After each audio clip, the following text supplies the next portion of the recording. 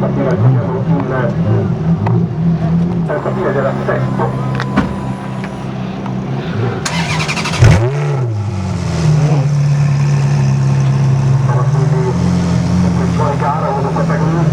Lascia porta aperta per quanto riguarda Christopher Breuer che va alle sue spalle in settima posizione, mentre c'è di nuovo la battaglia.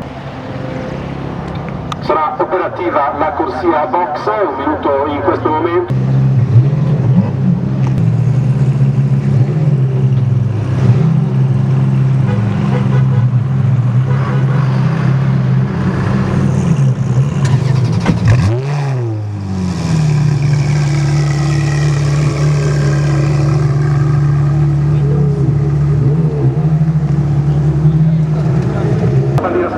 Della direzione gara per chiudere questa avventura con il Turco di gara 1, Turco secondo appuntamento agonistico della giornata.